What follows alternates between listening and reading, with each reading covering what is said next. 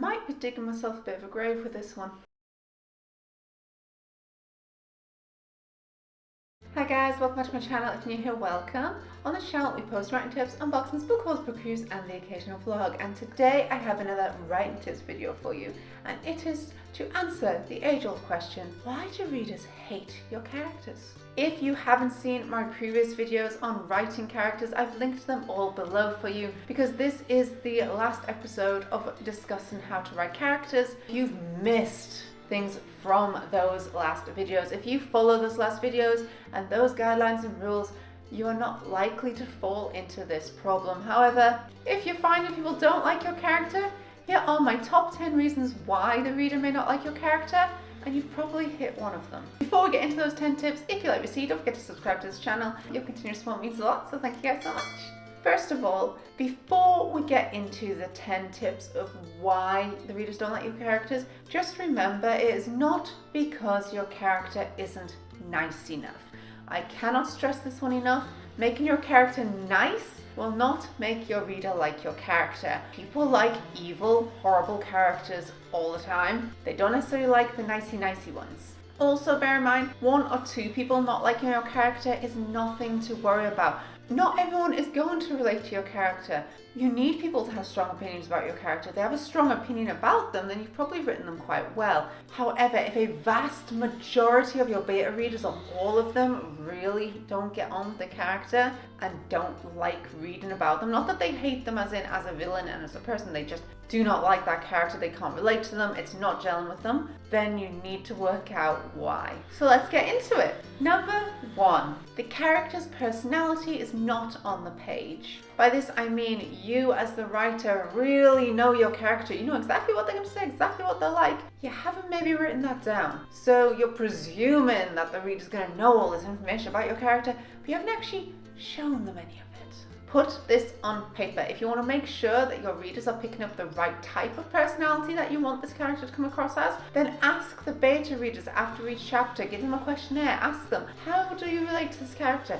What kind of person do you think this character is? Then you can see if you've written their personality correctly, but make sure it's written in there. Number 2, telling, not showing. You might be telling the reader about your character rather than showing what's going on. So you're telling them that the character did this and they reacted like this, instead of showing internal dialogue, of showing something happening to the character and how they react to it. Show, don't tell. One of my favorite authors for this is Terry Pratchett. Highly recommend. Shows everything. The first chapter in your book is probably the most important chapter in terms of people getting to know the personality of your character. People make quick decisions on a person instantly.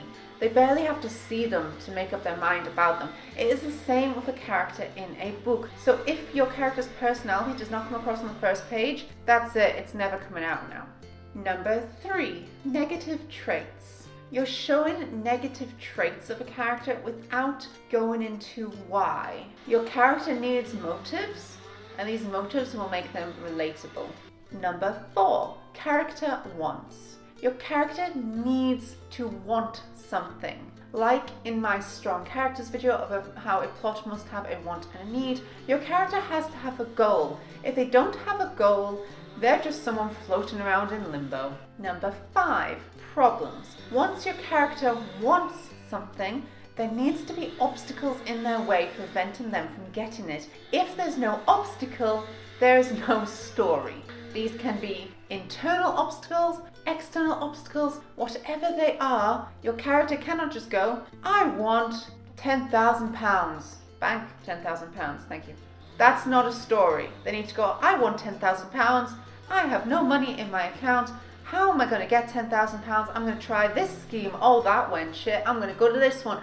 I will do this. I've got halfway there. Oh, I've lost everything. I'm grasping, and then they get it at the end. Number 6, cliches, tropes, or stereotypes. Your character has fallen into one of these categories. An example of this is in my review of The Wolf Border. If you haven't seen that, the link is above me now.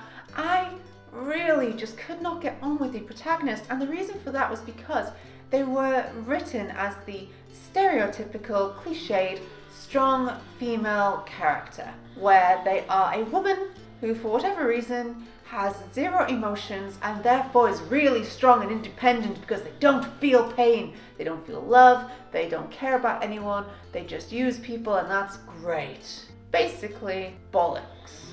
These type of people do exist, and these characters do exist. I'm just fed up of reading them as the one female strong character and everyone around them is always men. You see my issue, right? Number 7, point of view. You maybe haven't actually helped your reader get into the point of view of your character. You can do this by using internal dialogue, by showing rather than telling.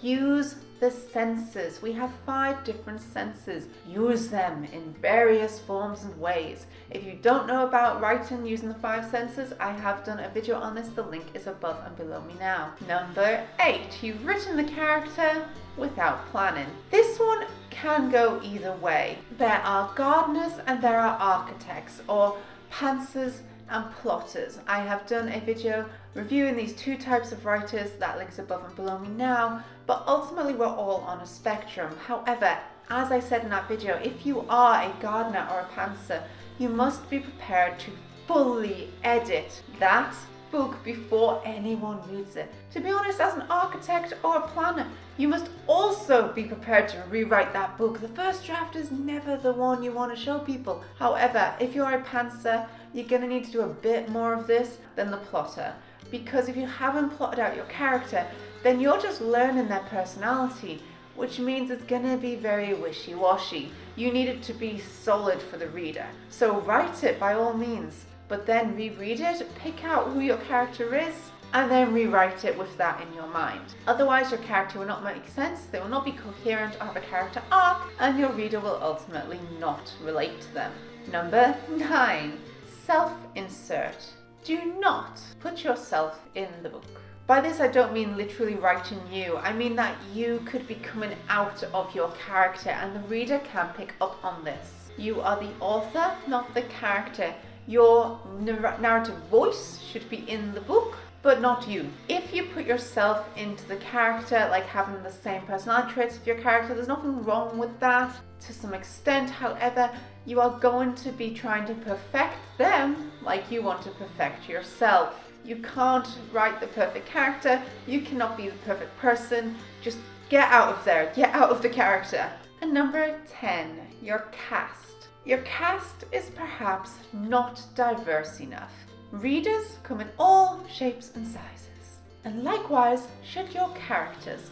For example, if all of your characters are physically able white men from England, white physically able men from England who will read your book. If someone is reading your book and they don't relate to someone, it could be there's no one in there for them. For example, if I was to read a book, which I have done many a time, especially in fantasy, and every single character is men, apart from the one female protagonist who is useless or is good at everything as long as she gets her tits out and sleeps with the male protagonist.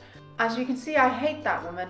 I don't like that book. I don't get on with the male protagonist. I'm not going to get on with it. There's no one I can relate to because the woman in it is not real and everyone else is male. I like reading from male perspectives. I like reading from a diverse perspective. They don't have to be like me, but there has to be different types of person in there. Otherwise, I'm going to get bored. And this is the same for other readers. They want to be able to find a book with someone like them in them, or they want to find a book which just has a wide variety of a cast. Not everyone is the same. We would all be very dull and boring if we were.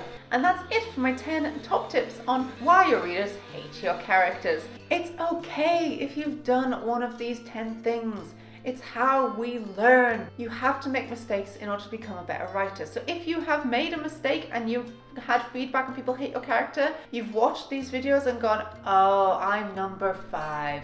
Well done. You now know what you've done. Go and fix it. And thank you guys so much for watching. I hope you enjoyed this video. If you like what you see, don't forget to subscribe to this channel for next seasons that upload. Click that little bell down below. You can also follow me on Facebook, Instagram or Tumblr. I post bookish pictures as well as my writing tips and unboxings on there. And thanks for watching, guys. Bye.